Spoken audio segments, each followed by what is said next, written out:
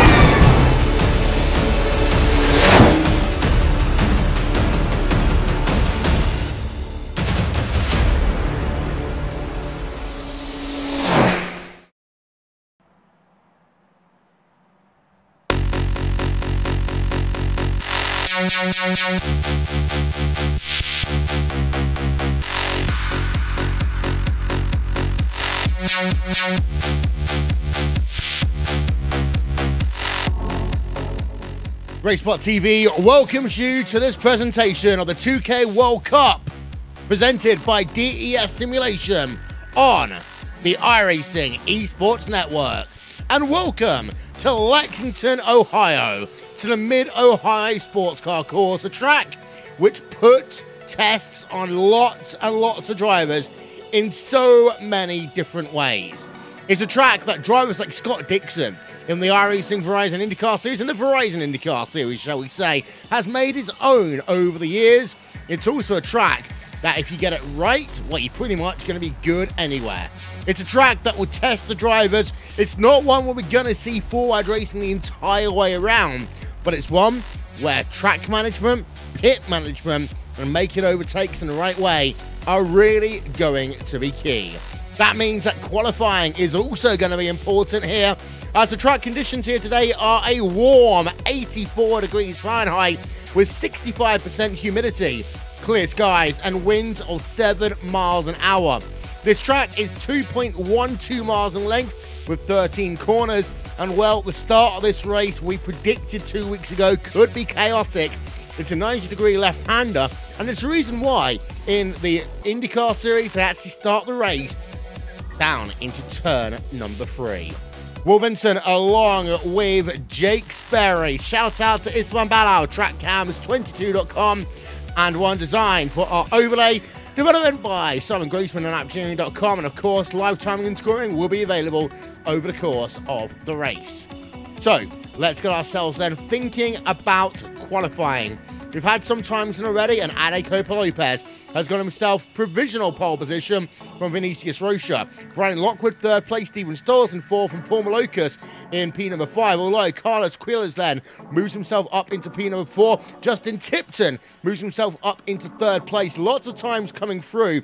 And what is a big field here today is Leigh Burr moves provisionally into fourth place. And while Jake, 52 drivers registered for this event. It's a big, big field, and that means that, well, qualifying really is important. Qualifying most certainly is important, Will. It's a circuit which at the second half of the lap is almost nigh on impossible to make overtakes from time to time, so you've got to be on your toes, and right now your top 10 are split by just half a second. Your race winner from the opening round of the season, Ade Koba, at the front. But of course, there is a driver who has been very quick here in the past, Vinicius Rocha. Oh, how he ran out of fuel about 3-4 seasons ago. He's currently second at the moment. Philippe Laibert in fourth, reigning champion Brian Lockwood there in fifth position, actually having a good qualifying for this one. But there are names up and down this field who you wouldn't expect to be as far down as they are. Iron De Freitas, for example, former champion, is in 11th position. Yeah, we're on board right now with the driver of Vinicius Rocha, number 91 machine, running himself then through the final 2 corners. This will be qualifying done for him in 1 moment's time. And will he go faster? Iron De Freitas moves up into P number 5.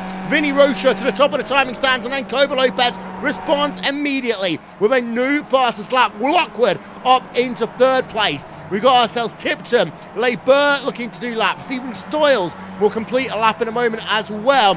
Carlos Quiles up into P number 7, so a good first lap does not translate into pace on his second one. Laibert to the top of the timing stands then, 134.863.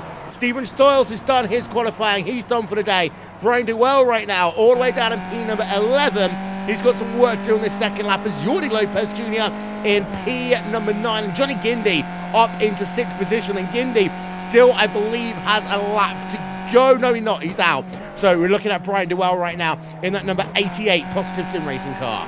Yes, we are, and Brian Dewell, the Canadian, doesn't like interviews. He is out of laps, so he will not go any further then in this one. Someone who is on a lap, though, is everyone's favourite Italian, Enzo Cantor, who has yet to set a time as of yet, and he needs one here. He wants to be challenging in and around that top 10. He has that pace here as he heads out of Thunder Valley, now heading to the carousel. Turn number 12 out on circuit, always putting the power lower and lower before you hit the power through the passing turn number 13 in these vehicles. Cross the line, it's an early run to start finish line, 135.4.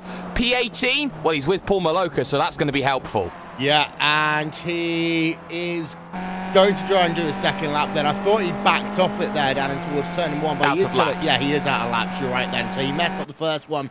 The second one was better, but when you have a bad first lap and you go off track, you really just have to be a little bit more cautious, especially a field this big. 52 drivers have qualified already. One driver who has not yet qualified is the driver of Tran Tram as he heads himself towards the carousel, Jake.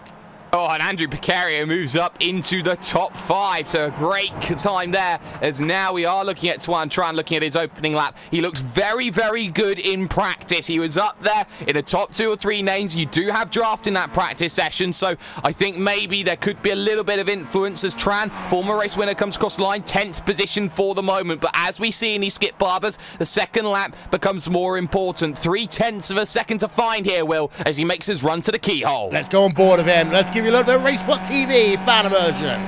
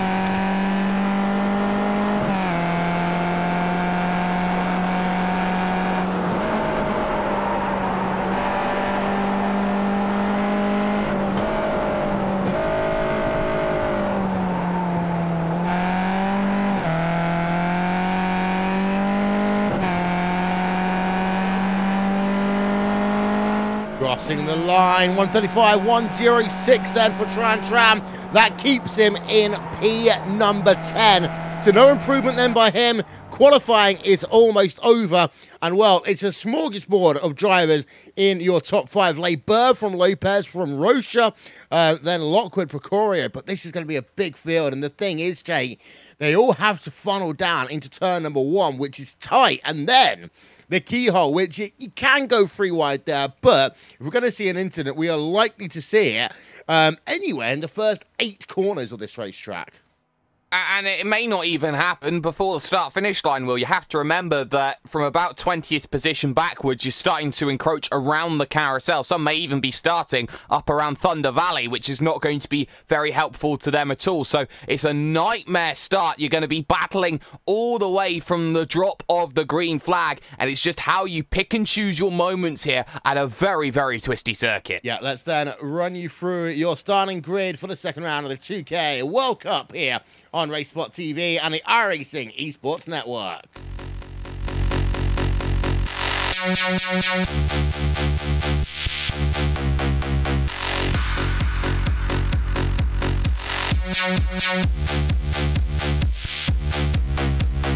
Felipe Barber, 134.863, pole position by exactly 3/100ths of a second over Adecopa Lopez in the number 301 machine.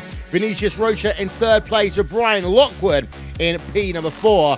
And then you got Andrew Pecorio in P number 5, Bill Fraser in the 6th position, Justin Tipton in 7th, and Johnny Gindy there in P number 8. 9th place is going to be the driver of Ariane de Freitas. And then in P number 10 is going to be Tran. Greg Zeet and Carlos Quiles in P number 11 and 12 respectively. 13th, Stephen Stalls. 14th, Jordan Lopez Jr. Andrea Amon in 15th, as the rest of that grid will cycle through for you now.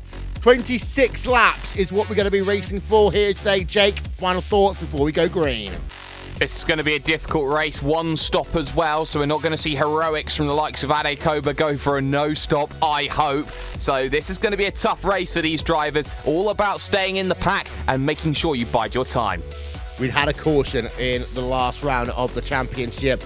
This is a track where you may well get one with 54 drivers then going to be taking the green flag here today. It is going to be a big packed field here for this event here on the iRacing Esports Network.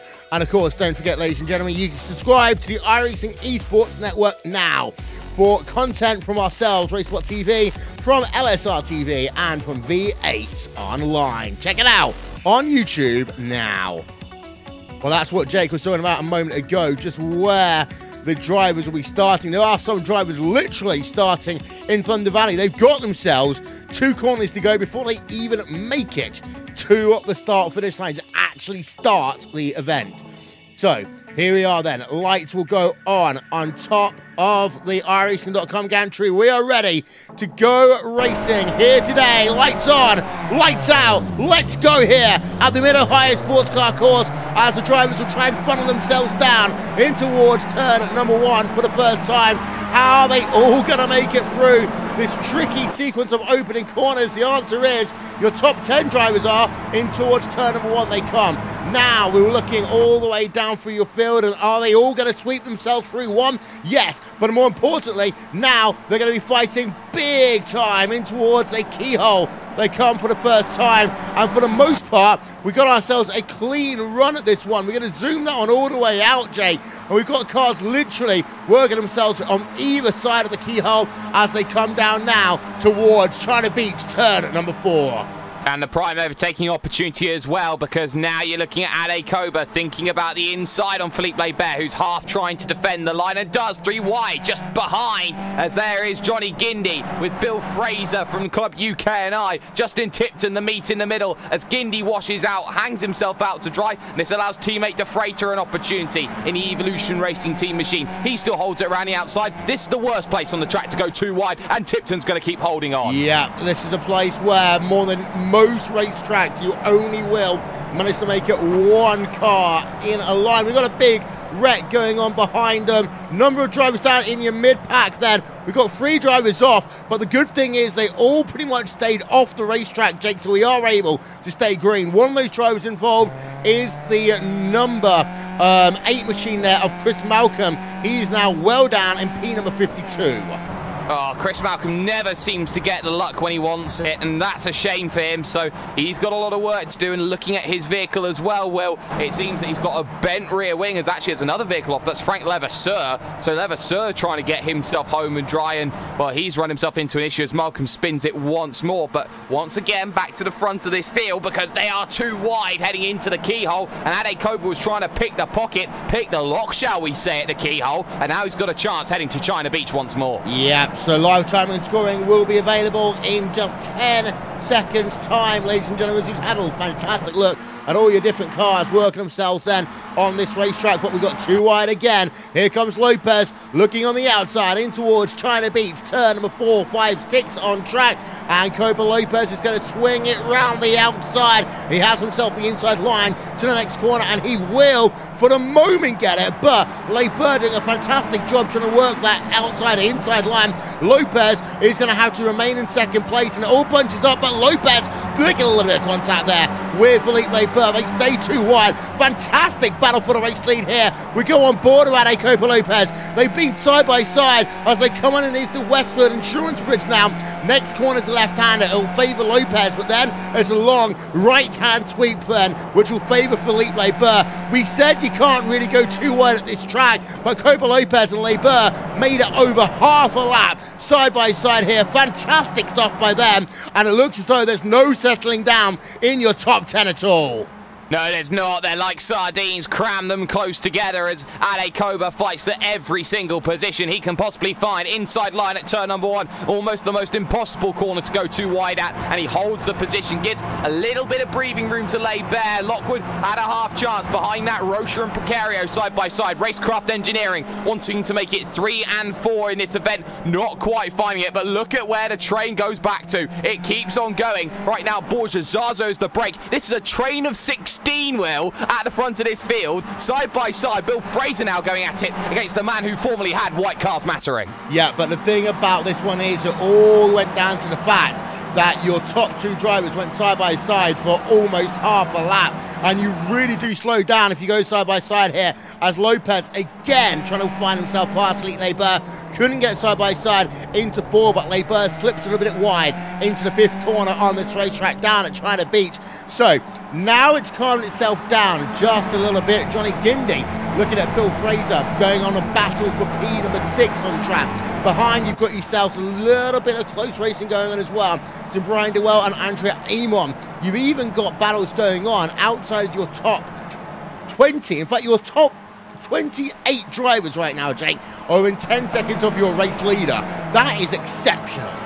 That's manic, and that's just single file for you. A little break between Stoyles and Zazo, but that one won't pay too much mind. Zazo will try everything Campos Racing to try and get back onto the train, but of course, the moment that someone makes a crash in a big pack like this, that pack will splinter, and that's what the worry is about this field, because it's not just a pack of 16, it's a pack of 16 followed by a pack of 10 trying to make its way through. It's so easy for things to go wrong, as it's now again looking at side by side. Every time you look at the front, Ade Koba's having a little bit of a look. He's not going to pick the lock through the keyhole. He prefers the China Beach move, as there is maybe a half look at side by side further back in the pack. That was Aaron De Freitas trying to find a way past Justin Tipton, one of the brigade boys, shall we say, at this fantastic TT Racing team. But now here comes Brian Lockwood. Racecraft Engineering's looking for second. Yeah, go on board with Lockwood. Look how close he gets there to Copa Lopez. Things are breaking as late as he possibly can to get himself past Philippe Leibert as well. He can't get either of them. However, he's going to be boxed in. This actually might help him as they run themselves. Yeah, indeed. So Lockwood going to move himself up into second place on track. So that's fantastic there from Brian Lockwood. Racecraft Engineering up into second place on track. To give you an update on retirees, by the way, we've had a couple of people on pit road. Paul Malokas, John Solly, Chris Malcolm, Matt Defoe, J. Felix Diaz, Thomas Carr, and we've just had Bastian Holtzman having himself a moment as well. See if we can get ourselves a second look at that one. This was, well, he was in the mid-pack anyway, working himself through China Beach, and then he just gets turned from behind. Bastian Holtzman then all the way down in P number 47. That is not where you want to be in a big race like this in terms of point-paying opportunities. But Bill Fraser, Andrew Coria, they're thinking about going side by side in towards turn number 1 on board of Bill Fraser as Jordi Lopez Jr. sets the fast lap of the day so far there, Jake.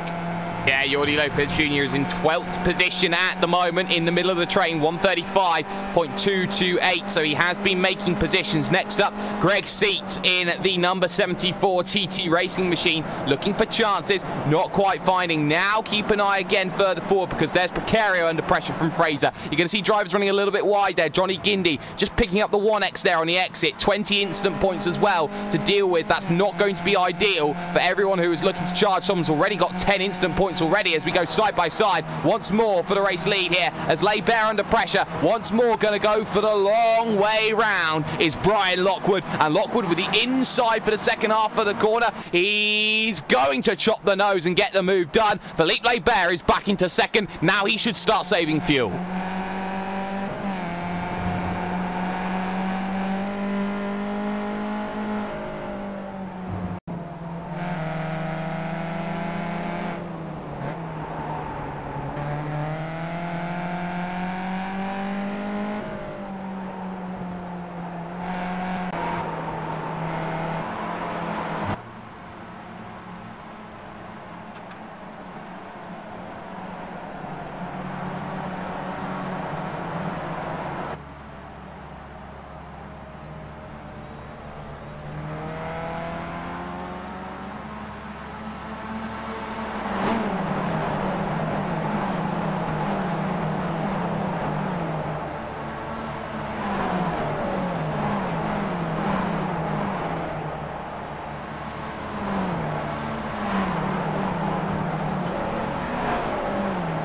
Apologies for that one there, ladies and gentlemen. Just been having a look then on board with Brian Lockwood. I was just saying there, Jake, that number one and number two here in this event so far, but also you see a lot of drivers kind of duck in and out down at turn number one, as here comes Philippe Laibert looking to the outside of Brian Lockwood, looking to repay that favour in towards turn number four. In terms of turn number one, the reason why you don't often see many people overtaking there is you've got a really high curve between the exit of pit road and the racetrack. You touch that curve, it is pretty much going to spit you out somewhere.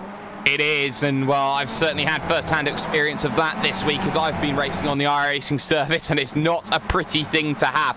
But at the moment, there is a little issue for these leaders as Laibert re-inherits the lead. There is the TT Racing machine of Bastian Hausmann, and that's not going to be helpful at all because 16 vehicles now have to make their way through as Carlos Quiles is under pressure from Jaume Dalmases side by side out of Thunder Valley, and that's not a place you want to go too wide often. They are okay for the moment, just sticking nicely then with the train that goes on, but lap traffic on a train this big, that could cause havoc, Will, at this stage. Hausmann has got to have his head on a swivel. Yeah, Philippe Laibert goes purple that last time by 134.980 as Carlos Fenno and Scott Valette change positions down at the rear part of your field. But yeah, you got yourself a TT Racing car, the number 161, he's going to be lap traffic, and of course this is when you're going to start saying, well, a TT Racing driver leading, TT Racing guy going to go a lap down. How is it all going to work? It's Greg Seats then going side by side with Jordi Lopez Jr. This is the battle for 11th place, a little bit of contact there made between Seats and Jordi Lopez Jr. And Zeet is able to just hold on for the time being, and that Evolution Racing Team number 186 machine going to have to remain in P at number 12 for now, although he's coming back, and well, you just saw the answer to that question as Brian Lockwood and Philippe Laibert are going to go side by side again, and Brian Lockwood is going to take the race lead again. That TT Racing car, Jake, just pulled off to the side of the road. That's very, very clever as there's two wide in the middle of the pack. Guindy trying to get around the outside of Fraser. De Freitas around the outside of Justin Tipton. Noah's Ark it then as they head themselves through to the next section. And again, Justin Tipton proving he doesn't want to give this one up. Corner favours him on the inside. This is holding the pair of them up with the driver Tuan behind, who is also part of that TT Racing Brigade. TT Racing there right now, 3 in a row. But again to the inside is Arian De Freitas. No, there's contact. De Freitas going to try and save it. Big contact, two go around. One gets another big hit. They somehow all survive it, and the track remains clear. Yep, so we saw it live with Arian De Freitas. We will, though, get ourselves a second look. Here we are, then, from up above, aerial coverage brought to you by And One Design. You can just see the running from Turan into the rear of Arian De Freitas. You had yourself 3 cars involved in that. That could have easily been 7 or 8 more if that was in the first 2 laps of this event. But for a lot of people, they're very lucky that the field has slowly started to spread out a little bit. But that does mean that you've now got the driver of, Tran and also Aaron Freighter with big issues in this event. And that's not a good way of starting off your season, as we go back to looking at Johnny Gindy then in the Evolution Racing Team car, hunting down Andrew Picorio for 5th place on track. Looking to the outside, not quite close enough. No, not quite close enough, but Barber takes the race lead once again. This shortens down the train. It now becomes a train of 7 behind Will Fraser, who is now in 7th position. You've got Tranquiles, you've got Tipton Seats, Stoyles trying to stay with it as well. That's now the chasing pack as Brian Duell and Fahim Antonides go side by side in this 3rd pack going on. They hold it together quite nicely. This is the breathing room that the drivers at the front wanted. They didn't want a pack of 16. They saw the incident with De Freitas, who has now had 2 effective non-finishes, shall we say, unless he gets himself to the end.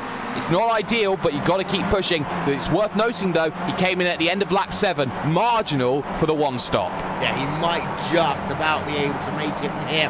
We know that Arian De Freitas can do those crazy fuel-saving races, but he will need a dance partner at some stage. We have a look there at Antonides.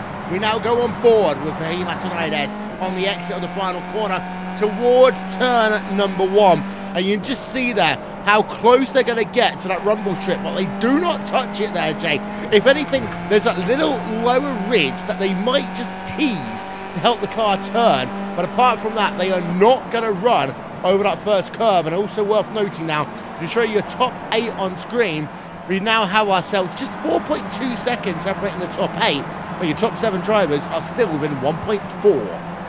They are still within 1.4, your top 8, and that's going to be very, very telling, as they are 2 wide at the front, 2 wide at the back. And again, a bit of teamwork here, cooperation between the non-teammates as Lockwood gets himself to the front. Gindy still looking at the inside there, with Bill Fraser trying desperately to find a way through, but he's certainly not finding everything his own way that he normally gets to see on a UKNI Monday night Skippy race, which he'll be in tomorrow evening on Racebot TV and the iRacing Esports Network. But for now, Gindy's starting to drop back ever so slightly, but the good news is they are still fighting in front. But I think drivers like Rocha and Precario have played this well, Will. They've wanted nothing to do with the battling that's gone on so far. Maximum fuel save engaged. Yeah, and for these drivers at a track like this, you can save quite a bit of fuel because you're on and off the throttle so much, as we're having a look then through your field. And one thing that is worth noting is that there is a bit of a gap where I think drivers will be able to get out on if they do decide to pit early, Jake. You don't often get that.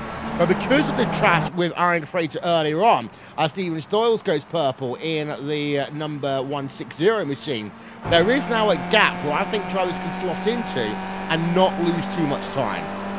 I'm not sure about that, Will, at the moment, because it's a very, very short pit road as well. So I think there's a lot of drivers in and around like the 30th positions there or thereabouts. You've got Kartik Pai, Oscar Chinchilla, you've got Fabio Unvadrus, likes of Carl Dronke, Carlos Fenio, Jaume Dalmasis.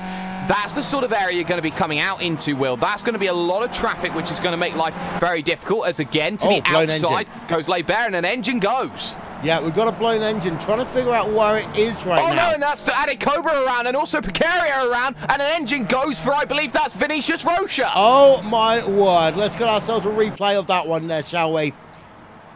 Here we are with Vinny. It's continuing, Will, as well. Oh, dear me, and one into the fence, and that, I believe, is Tran. Yeah, Tran's involved. Let's have a look at that one. Oh, that's horrible. Horrible there. And that's unlucky there for the driver of Vinicius Rocha. But I just want to have a look because he pulls it off to the side of the road. But the issue is the smoke there. It basically hits you and the apex of the China bend. So no one can really see through there at all. Tran gets involved in the latter stages of it. Let's get ourselves one more look. As you can see, the smoke already billowing out there for Vinicius Rocha. But that's the last thing you ever want to have happen to you in a motor race. And, well, for the driver of Vinicius Rocha, you can see that plume of smoke. Let's go and have a look on board.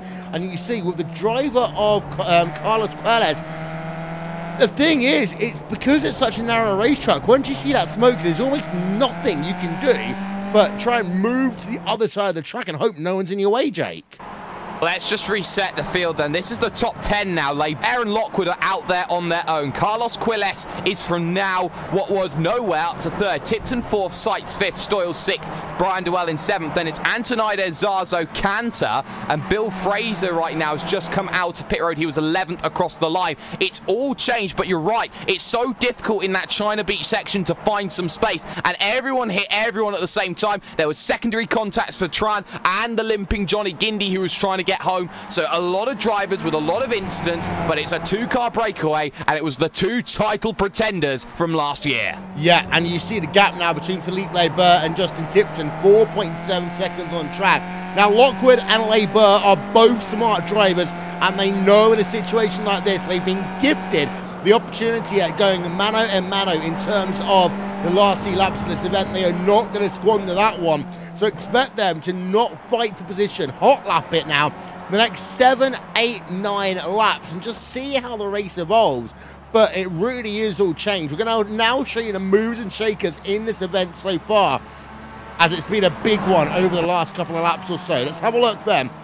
And you notice the fact that Lockwood, again, we know he's up a few positions.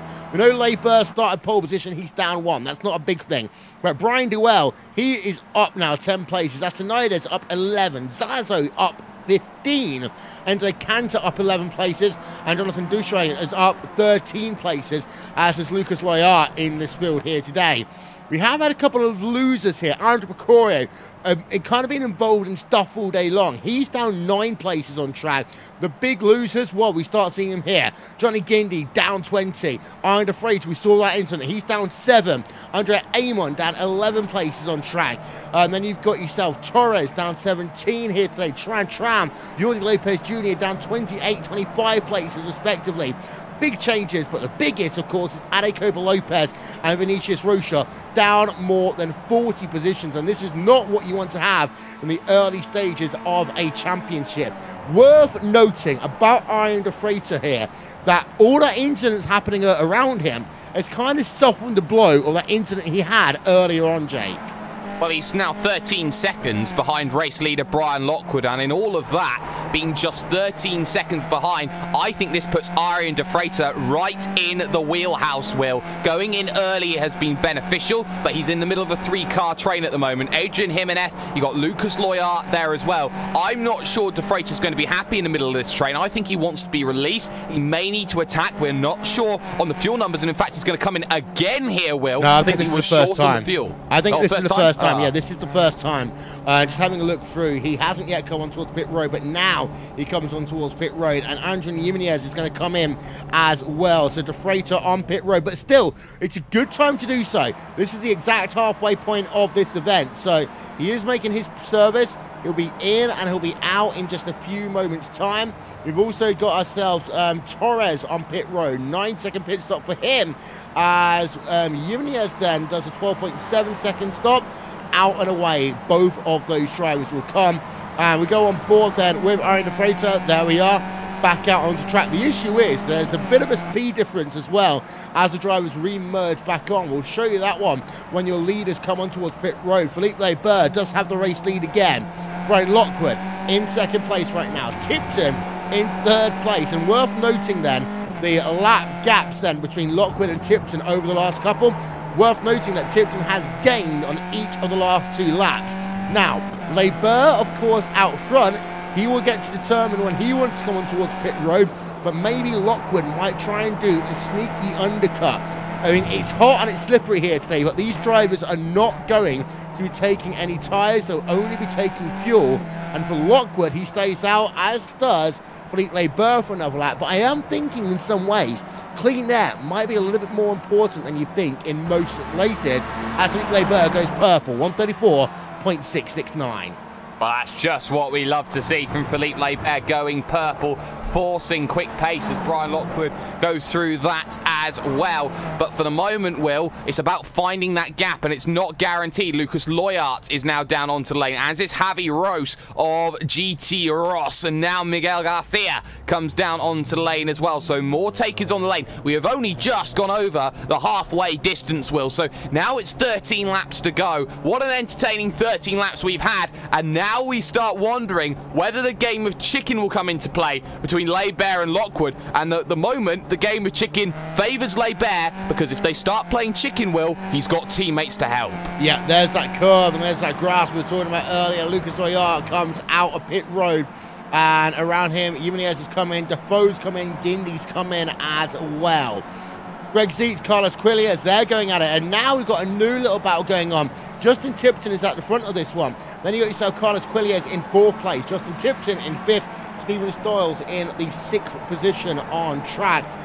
Then you've got yourself a bit of a gap to Brian Dewell and Fahim Atanides. They are going at it for 7th and 8th place on track. Back to your race leaders for the moment. Brian Lockwood leads away now, so he's overtaking Philippe Labour as they head themselves through the carousel, and they both come past the start-finish line again. Behind 1, 2, 3, 4 cars, all going to stay out. What about Dewell and Atanides? They will stay out as well. Enzo Cantor, however, he is coming on towards pit road. And I'm not surprised for Enzo Cantor, because look at the number of names around Lucas Loyard, Andrew Picario, for example, Jordi Lopez Jr., Johnny Gindy, Bill Fraser, all drivers who are involved. Jake. We've had some reverses over my time. I've not seen one as big as what we just saw for Enzo Cantor. Wow, that's a massive, massive reverse for Enzo Cantor. I was looking down the list and seeing exactly what came about it, and I think he's just reversed 2 pit boxes there, missing his box. He's lucky he's not going on, and he's lucky he's not disqualified for going the wrong way. Yeah, I mean, let's have one more look there for Enzo Cantor. It's an 11.7 second pit stop when all is said and done, but let's have a look. 1, 2, yeah, I tell you what, that is 2 pit stops there for Enzo Cantor, and then he overshoots it going backwards, has to put it back into 1st gear.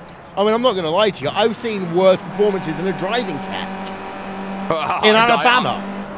I have not taken my driving test yet, Will, and I hope that I don't end up driving a vehicle the same way Enzo Cantor just did. I'll just put it to you like that one. But for the moment, it's still a waiting game on the stops for your leaders. They'll try and run that tank dry, probably go to about lap 18, lap 19 here in this one, try and make that push. This is going to be so much different to the iRacing World Championship Grand Prix Series. We're not talking about a matter of tenths, we're talking about a matter of seconds, but the gap for the first time comes under 5 seconds.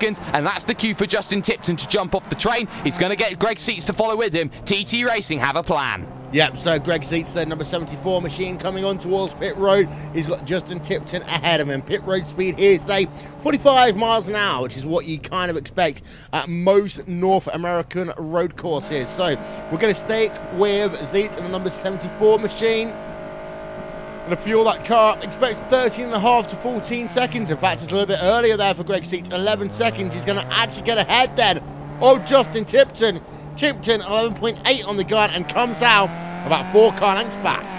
Well, that just shows you how important it is, and not only that, there's a car. Jaume Dalmases is going to be in the middle of all of this, and that's what none of them wanted in this situation. So right now, Greg Zeitz gets an advantage over Justin Tipton, and some vital points on display as well. For the moment, though, how will Quilliers react to this? How will Stoyles react to this? 2 drivers who never normally find themselves in the big dance for the top 5s. Stoyles, we see top 10 to top 20. Quilliers, a rank outsider. We've never seen him have an opportunity to race here in the 2K World Cup. What a great opening showing. Yeah, he's doing a fantastic job right now in the 3rd place. He's got an iRacing of 5,303, so he's no slouch on the iRacing service. Compare that, he's actually far, more iRacing than Brian Lockwood, who's got 5,140. Less, of course, than Philippe Labour's 1 and 2 are onto the lane at the same time. So, confirm, 45 miles an hour for Philippe Labour and for Brian Lockwood. Carlos Quilliers also on towards pit road. Stephen Stoyles will stay out and he will lead a lap here in the 2K World Cup. Now, Lockwood to Labour, I mean, one of these drivers is going to have to do something crazy in order to give themselves any form of real advantage. But Labour is on pit road, and you've got yourself Brian Lockwood on pit road. Labour's ahead only because that's where his pit stall is. Out and away then, and they're going to be close. Lockwood gets the jump, but not by much. Labour a little bit sluggish, getting himself off the limiter. That will cost him about 3 car lengths, but that gap right now is going to be scored at 9 tenths of a second. Labour, he needs to make sure at this stage he has a good run through the keyhole, turn number 2. In fact, he does get a good run as the tyres there just sliding a little bit for the driver of Brian Lockwood. as Greg Seats going side by side with Dalmas Torres right now, and that is also going on down for P number 5 on track. They're going to stay side by side as they run themselves down to China Beach. Turn number 4 on track. They first go through the kink at turn number 3, and the winner of that one, it is going to be Carlos Quiles, who's going to, in fact, no, I take that back, it's going to be the driver of Torres, who will just about get himself there. P number 5, Zeitz, is going to have to settle for 6th for the time being. Only for the time being. Remember, Steven Stoyles is to come down onto the lane. Carlos Quiles didn't have the best entry onto pit lane, mind you, Will, as now just looking at where Stoyles is, rounding the carousel, diving down onto the lane. It's a tough pit entry, and Stoyles finding a tyre on the grass as well, starting to lose the rear a little bit as he tried to slow the vehicle down. So narrow, so tight, very, very atypical mid-Ohio, very, very similar to Barber Motorsports parking profile of a pit road as well. Stoyles perfectly in the box. Lockwood and Leibert should go through, but now it's about Quiles, Dalmases, Seats and Tipton. Where does he come out in comparison? Yeah, we're going to find out any moment now. 10.9 seconds and pit stop for Steven Stoyles. Lockwood and Leibert are already through. Stoyles is going to come out in a net P number 3 by the looks of it, although we're going to have to keep an eye out on that gap between Stoyles and Quiles because it's down to 1.7 seconds. It should come down to about 1.5 as they come down into the keyhole. And yes, it does. 1.5 seconds, the gap then between Stoyles and Quiles. That is enough for Quiles et al. To put pressure on Steven Stoyles in the last 9 laps of this event. But, Jake, these guys, P4, 5, 6, have to work together first and then go at it for the final step on the podium later on. Yes, they do. And look at this, side by side, almost contact there with Jaume Dalmases, not having friends with Carlos Quiles. And Quiles going to go sideways, and Dalmases is going to get a tap as well. No love between the Iberians. Around the outside, then trying to take advantage is Greg Seats, trying to keep his head cool in the situation. He's down to the inside, and he gets it. Quiles runs a little bit wide as well. Dalmases once more. Yeah, on board then with Carlos Quiles. He's lost himself a position to Greg Seats, but Torres is looking as though he wants to get himself something in that number 265 machine. There is, however, damage to the front wing of that car as he's still going to stay ahead, or will he? The answer is going to be no, because here comes Dalmases Torres. He looks to the outside on the run into the carousel, cannot do anything, and I think he is going to have to settle for a single file once again as they run themselves now out of the final corner towards the start-finish line. But that's what we're talking about right there, the damage on that car on the front wing. But down to the inside again, in towards turn number 1, 265 machine there of Dalmases Torres. Power move, and he's going to get that move complete. And Quiles then is now actually going to be under pressure from the driver of Justin Tipton. Tipton trying to thread the needle in towards the keyhole, cannot do so. And well, a lot of these drivers all of a sudden have got themselves bent front wings, a little bit of bent suspension here and there. They are in some ways struggling now, Jake, to hold on to the end of this event. It's all the rear wing for Carlos Quiles at the moment. At a circuit where overtaking is needed, you need a top speed, and with a broken front, or a broken rear wing, sorry, you are in a lot of trouble. He's still going to defend it though against Tipton, the draft his best friend at this stage. But for the moment, in the Tyson Twisties, Tipton can only just sit and wait to pick up the time as and when he wants it. To get an eye out on what Steven Stoyles has done, he was about 5.5 seconds back coming onto the lane from when everyone started stopping around him. He's now only 3.8 behind the leader. If something happens, Stoyles could be on for a maiden victory. Yeah, but a big part of that, Jake, is you have a look at the pit stop times, and this is where it gets really interesting. 11.8 second pit stop for Philippe Leibert, 12.8 for Lockwood, 10.9 for Steven Stoyles. So that gain really is only him in and out of his pit stall. However, I will say along the way, it might be worth considering the fact that Stoyles may have to save a bit of gas somewhere, because 10.9 seconds, I mean, yes, he did come in 1 lap later than Leibert and Lockwood, but that's still cutting it fine. It is cutting it fine, Will, but he is dropping back a couple of tenths of a second on that last lap, so the draft certainly coming into play. Barber and Lockwood keeping Stoyles out of this one as the second pack still looks to hold itself in relatively nice form, but they can't afford to battle too much because there's Andrew Picario and Brian Duell waiting the wings, as is Bill Fraser. That is 8th, 9th and 10th, trying to get in on this battle for 4th position right now. Greg Seats leading the train, saying, come on boys, we want 3rd position, don't we? Let's get charging. Here comes Jaime Dalmases. No, you don't go down the inside there. And there was never any room. And somehow they survived. Jaime Dalmases goes banzai, goes spread eagle, and now he's off at the China Beach. Replay on board with Dalmases. Goes straight back on. He's into traffic. And that's a big crash there. Now could almost have been a caution, but let's look at that. It all starts with him running onto the rear wheel of Greg Seats in towards turn number 4, spins that car around, and then he hits the barrier. I mean, from that point, he's a passenger there. I mean, I'll tell you one thing. He is likely going to have that incident reviewed after this event. And one thing that is certain, he's probably going to end up getting a pit lane start on the next event, because that was risky. It was dangerous all the way from when he tried to make that move down at turn number 3. I mean, look at that. All 4 wheels there on the grass. Trying to go overtake Greg Seats. I mean, that probably damaged the car a little bit. You can see he just oversteers into the corner. As he then show you this picture, I mean, he turns around, and having a look at Quiles then, Seats had nowhere to go. Quiles had absolutely nowhere to go as well. Muy esto loco in that situation, Will. I've never seen anything quite like that. He tried to get himself through the corner, and I think that once he'd lost the rear, I think he gave up a little bit then on trying to make the next corner. He tried to stop it, but it wasn't enough. And ultimately, that's left Precario now on his own in 4th, Duell now into 5th, De Freitas, Zarzo, Edwards 6th, 7th, 8th. 9th backwards is now Adrian Jimenez. Carlos Rodriguez Martin started 26th. You got Guindy, De Koisha and Loyart now all in a scrap for the top 10. But guess which two it doesn't bother? Brian Lockwood and Philippe Labert. They'll go on, keep fighting it out, keep scrapping. We want to keep battling for this race victory. Yeah, it does also help Steven Stoyles a little bit. Takes even more pressure off him. Iron Freighter, just to let you know, as a consequence of all of this, is up into P number 6, but also some drivers who normally wouldn't be looking for a top 10, for example. Simon Edwards, I mean, he's been good in this series. Let's not say anything bad about him, but he's having a great race now, up in your top 10. Johnny Guindy in your top 10 again, and Andrew Jimenez in your top 10 as it stands right now. But just outside of your top 10, you've got Carlos Rodriguez Martin, Lucas Loyart and Jonathan Dushaya, who's all there knocking on the door in case any more of these guys want to go at it. Well, it's a 5-car train from Guindy behind, so right now Guindy will try and break away from Jimenez, and I think he will, because Carlos Rodriguez and you got Loyart and De Koisha are all there.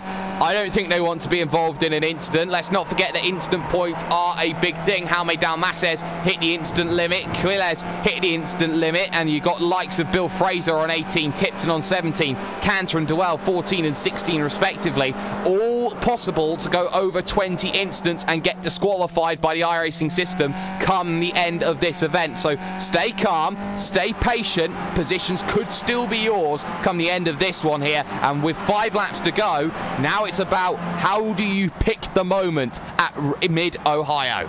Did you just literally say keep calm and carry on? Yes. In not so many words, keep calm and carry on. I mean, I know apparently it's coming home, but we gave that phrase away. You can use it whenever you want these days. So, having a look through your field, there's a long, long list of retirees now. They include Bill Fraser, of course. You always see him on Monday Night Skippies. We'll talk about that one in a little bit. You've also got yourself Carlos Quiles out, Damaris Torres out, Justin Tipton out, Hector Rab out, Thomas Carr, Diaz and Ungili all out of this event. That does mean that we've got ourselves right now 46 drivers running on track, and of all of those, only 2 of them are 1 lap down, Jake. And that's the crazy thing about Mid-Ohio, is that for all how technical it is a surprisingly long lap in these vehicles. 1 minute 35, so you got 90 seconds. So someone like me can stay on the lead lap in comparison to Borgesazzo with a couple of incidents, and I think that's a little bit of an achievement to toot my own horn a little bit. But right now, keep the eye on Arjen de Freitas, because he's going at it with Borgesazzo and Brian Doyle, the Canadian here from Positive Sim Racing. Former teammates though, Doyle and de Freitas, they know each other's games very well, and de Freitas comfortably through, but now here comes the Campos Racing team manager, running a little bit wide though, coming out to the keyhole. Yeah, you've also got a little bit of battling going on for your race lead, and Lockwood is going to have to really keep himself in second place on the moment. But again, you come to these situations, we often see it in the 2K World Cup, where do you want to be on the final lap? As you got Zazo, Duell, Gindi then in P number 78, and also de Freitas, Bucoria and Stoyles.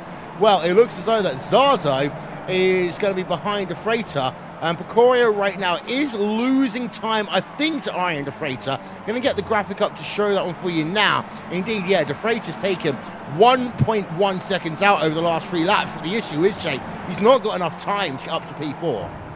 No, I don't think he does now. And P4, Andrew Picario, 4 seconds down the road. I think that the racecraft engineering machine is clear, unless there are incidents in the final stages of this event. We hope there are not, as now 3 laps remain. And if you're Philippe Laibert at the front of this field, you actually want to be at the front of this one. And I'll tell you why, Will. You get the battle into China Beach. You want to be on the inside for China Beach. Hold it around the outside. Then you got the inside line at the next right-hander. You got the inside then for the next 2 corners. And you could possibly make the deal done there, heading through Thunder Valley. That's what I think's going to happen, but Laibert now has to be clever. He's got to work it out. Otherwise, you've got to go the long way to try and make it happen on the last lap. I would often say that in reality, that's the correct way, but we are talking about highly accomplished sim racing drivers here, as Carlos Rodriguez Martin close behind the number 110 machine as they head themselves out of the keyhole. Ahead, you've also got yourself Adrian Jimenez and Lucas Oyer. They're going at it for 9th position on track. Most of the battles have calmed themselves down. Borgesazzo is still behind the Arjen de Freitas. Nothing going to happen between these 2 drivers as they come with 2.5 laps to go in this one. Greg Zietz and Enzo Cantor, there's a little bit of battling going on here, however. They're going to go too wide in towards China Beach, and you've got yourself Enzo Cantor, then Greg Zietz, then Anthony Cat, then Fahima Tonides, all in a gaggle, and a lot of big personalities there, Jake. Yeah, and you have to remember, everyone is jostling for position. Enzo Cantor hates being involved in incidents, but always finds himself there. Greg Zietz, always the man that gets forgotten. Anthony Cat, Fahim Antonides. So Antonides' teammates, Javi Rose, getting a bit of contact there, and that's not going to be helpful for Javi Rose. He's now up to 18 incidents, Will. He's 2 away from a disqualification. Sorry about that. We're about a lap and a half to go. Old car gone off around. That is Will Fisher, who's gone off down to the carousel, Jake. Oh, that's not what Will Fisher wanted, but he gets it gathered up and gets going. I was having a look at Brian Lockwood at exactly the same time. He put all 4 wheels off at the exit of turn number 1. That's how much that Brian Lockwood is pushing this one. How much do you go play chicken then, Mr. Lockwood, as you make your charge then towards China Beach? The answer for the moment is he's willing to stay behind. You can see he is out of the draft, does not want it, wants to stay and wait and make the move in the most decisive place possible. Leibert's now got to play the defense game for the last lap and a half. That much I was expecting. Now the battles turn into mini 2-car scraps up and down the field, apart from the one back from Will Fisher. But for the moment, Will, I have to say Laibert and Lockwood have both been faultless here today, but now one of them has got to put a foot wrong. Yeah, the thing is, what I always think about when drivers start doing this is that I have seen races where people's lost 6 seconds because everyone starts going slower and slower and slower.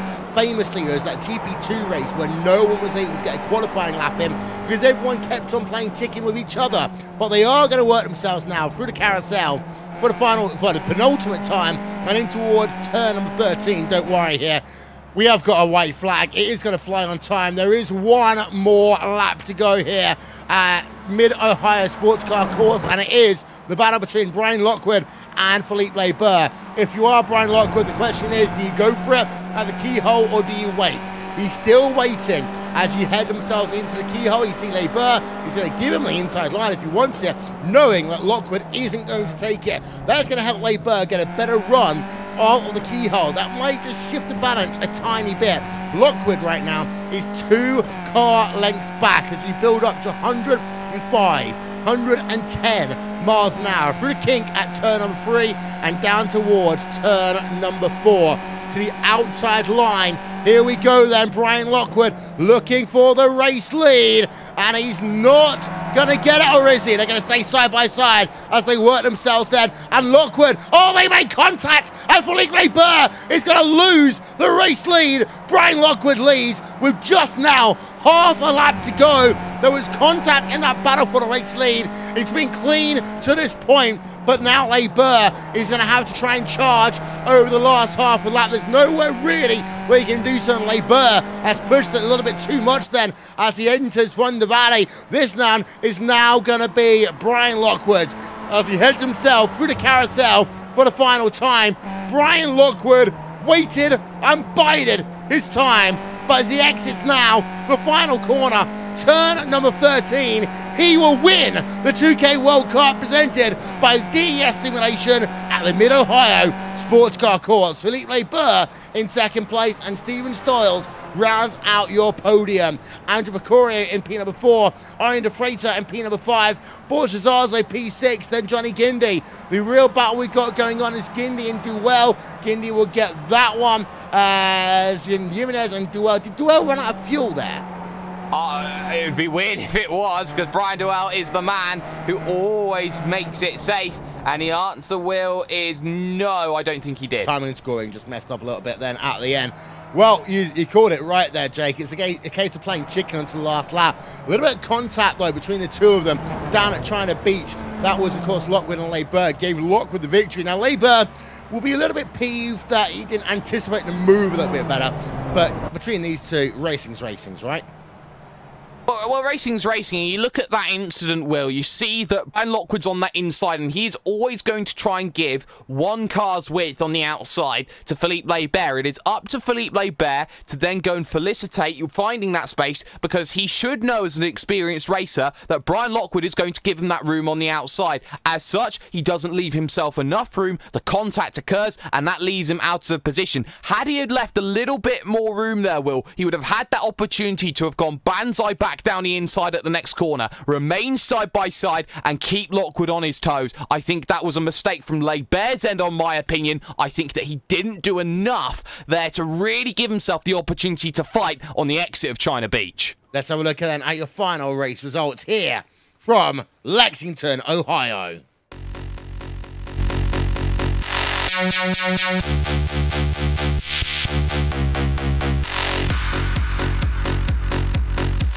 A third of a second in it at the end then between Brian Lockwood and Philippe Barber. Lockwood makes contact with Barber down at turn number 5 on the final lap, but Lockwood is able to hold out. Barber settles for second place. P number 1, P number 2, car number 1, car number 2. Steven Stiles in third place, 4.7 back from your race leaders in the end. Andrew Pecorio in fourth place, and Arian De Freitas rounds out your top 5. Despite being involved in an incident earlier on, he was able to just about manage to work himself back into the top 5 after people behind him ended up in issues. Borges Zazo P6, Johnny Gindy 7th, Adrian Jimenez then in P number 8, Adrian Jimenez even in P number 8, Brian Duell in 9th, and Lucas Loyard rounds out your top 10. Let's have a look at the remainder of the results, cycling through on your screen now. Nothing really to note between P number 11 and 20. Of course, Greg Zeek was up in the field earlier on, but he got taken in a big hit with a couple of drivers we're going to talk about now. As well, P number 21, Vinicius Rocha had a bad day in the office when all was said and done. Same for Ade Copa Lopez. But the big moment that happened was actually outside of your top 40 when the final race results come through, and it was the drivers involving Damaris Torres in the 265 and Carlos Quiles in the 305 machine. They end up with big issues and are out of the event, and potentially Quiles might have to have a penalty next time out. Let's step aside for a quick moment here, ladies and gentlemen, on RaceSpot TV. This presentation, of course, of the iRacing Esports Network, the 2K World Cup, presented by DES Simulation. We'll be back in just one moment's time.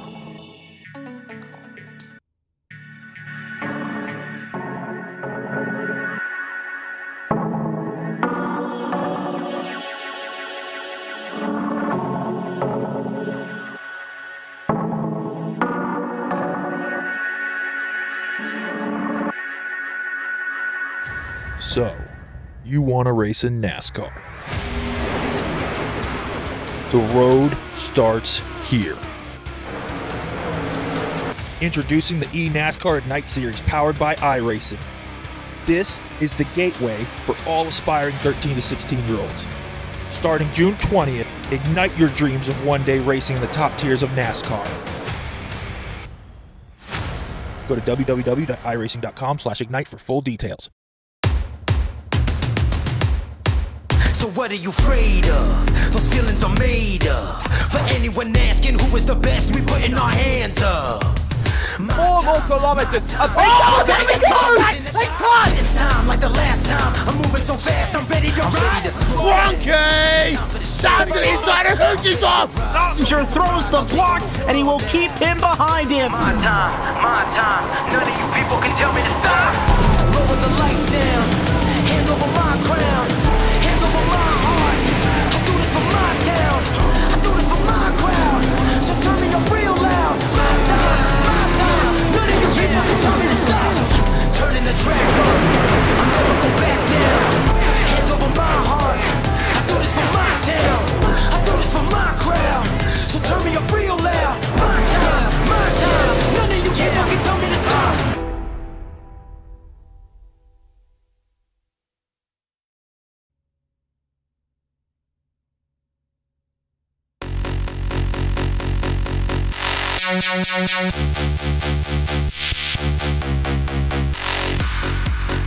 Welcome back, ladies and gentlemen, to this presentation of the 2K World Cup presented by DES Simulation on the iRacing Esports Network.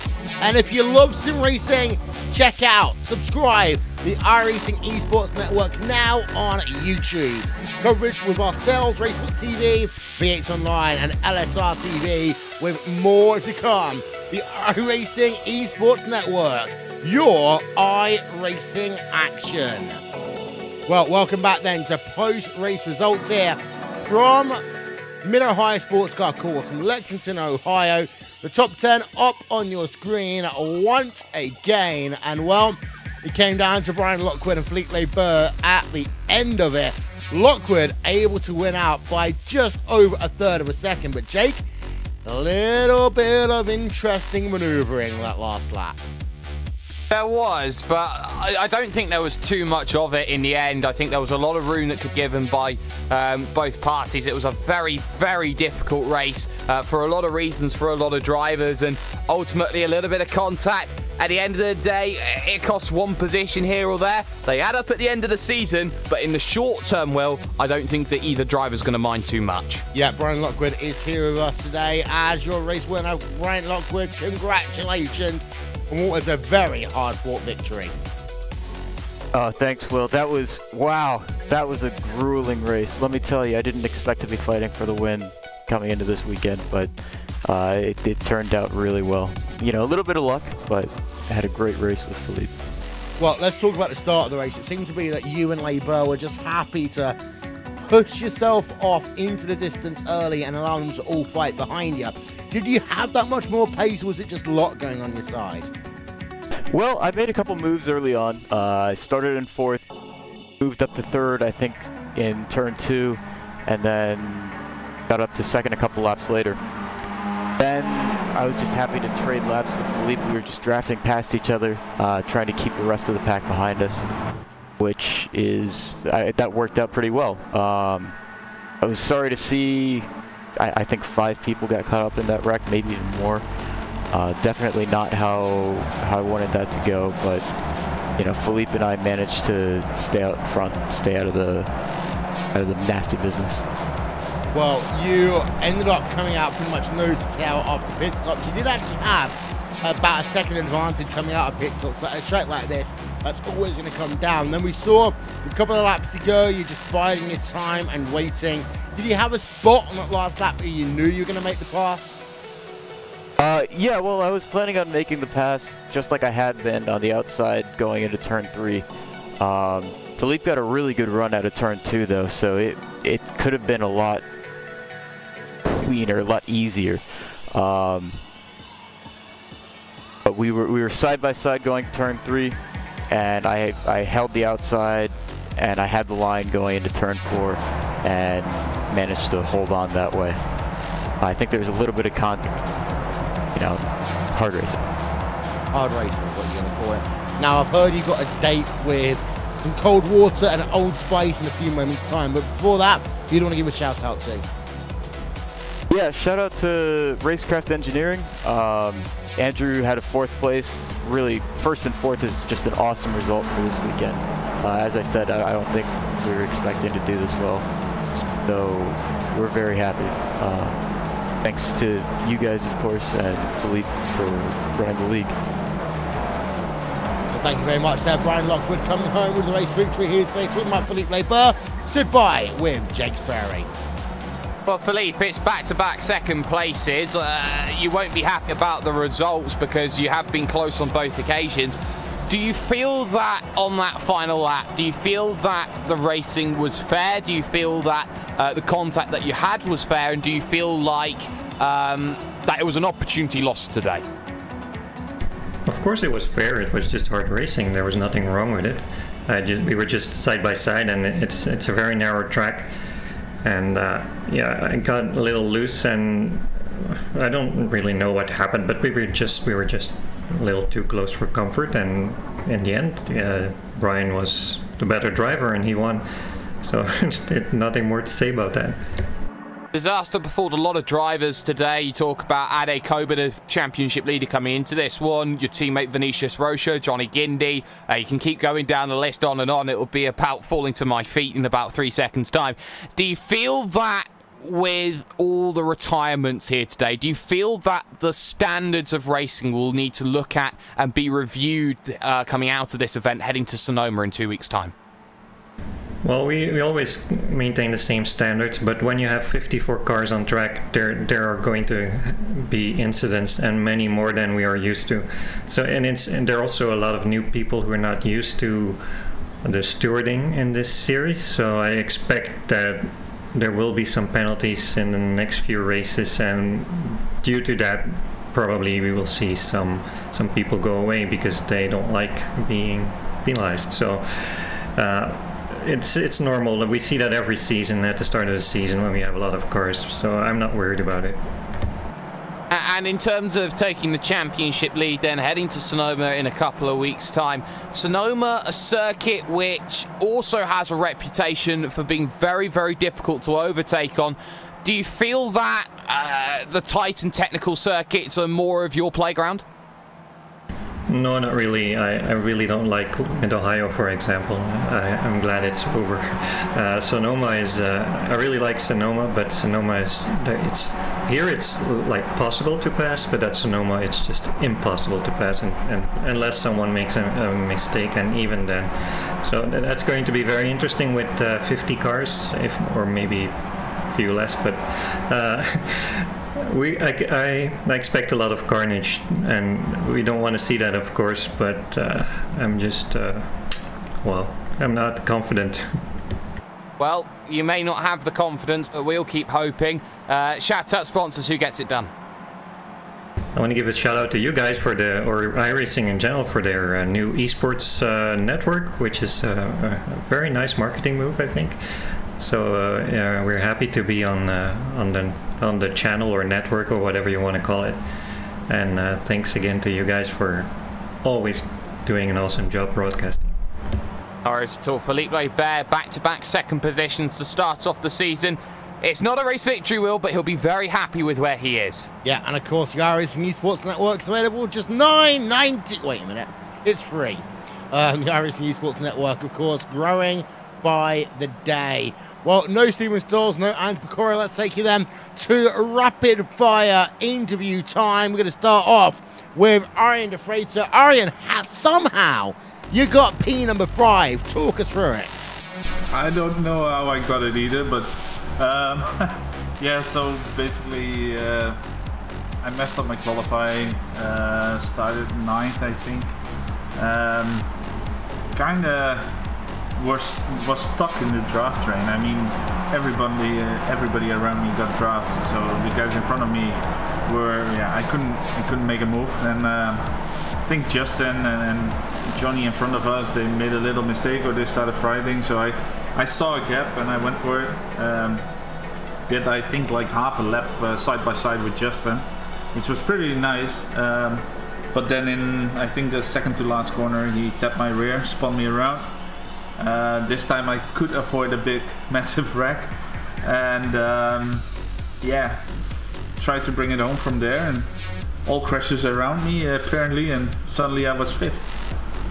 Well, next time out, Sonoma is a track that over the years has gone from being four-eyed racing every single corner to a track where it can be very difficult to overtake. What's your thoughts in 2 weeks' time?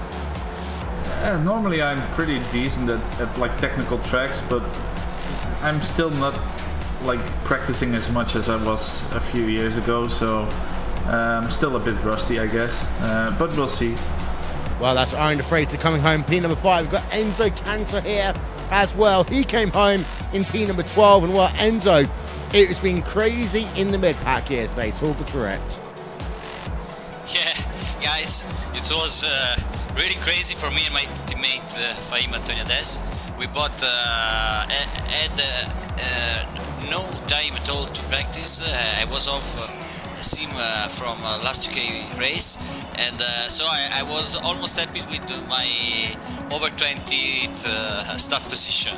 I think we survived both at the carnage in the first laps, so we did an incredible race because we were both in the top 10s before the pit stop, but we did both an incredible and I think stupid mistakes in the pits, because we both missed our box because it was too near the pit entry, and we have both to put the reverse gear and lose so much time. And so I did an incredible last lap, passing 2 or 3 cars, I don't remember. And well, I'm very happy, but I could do, I think, the top 6 because I was with Andrew and Borja before the pit stop, and my teammates too. So yeah, a race for fun, and I'm satisfied after this result. Well, 2 weeks' time, Sonoma Raceway, and they say think outside the oval. What's your thoughts going to be as we head to wine country in California? What? California? Yeah, it was in California at the E3, or are you talking about Sonoma? Yeah, Sonoma's in wine country. Oh, okay. Yeah, I really like that track. I know the fact that, you know, the wine is better in Italy than it is in California, but we've got to pretend and think like the global world here. I know, but I was in California at E3 for work last month, so yeah, I know California very well, and yeah, I like Sonoma. It's a very technical and tricky track, but as Philip said, it's very difficult to overtake, so it's very important to start in the first positions of the grid. So I think I have too many laps of practice to start in the first 5 positions to have some chance to win. Thank you very much there to Enzo Cantor coming home, P number 12. Jake, 2 weeks' time, we go to Sonoma. We do a circuit that is very, very difficult, very challenging, and very, very technical as well. It's going to try and be a masterpiece, and, well, hopefully with just how narrow it can be at times, especially when you head to Gilligan's Island at the final corner, we will hope that we get some cleaner racing, but it has been entertaining as ever, Will, and right now, I hope that we are going to see some more great Skippy action. Yeah, that will be on same time, same place in a fortnight's time, of course. Tomorrow on Racespot TV, maybe on the iRacing Esports Network, we have ourselves Monday Night Skippies, presented by the Calm Zone, a male mental health charity. So join Rachel Whiteford and Courtney Maddock, Linus Bronstrom, for that one at 8 p.m. GMT. And of course, if you want to be a part of the iRacing Esports Network, check out all the action by subscribing to us now on YouTube. That's all we got time for tonight, though, from 2K World Cup here in Lexington, Ohio. From Jake Sperry and myself, Will Vincent, we'll see you all next time. Goodbye from 2K.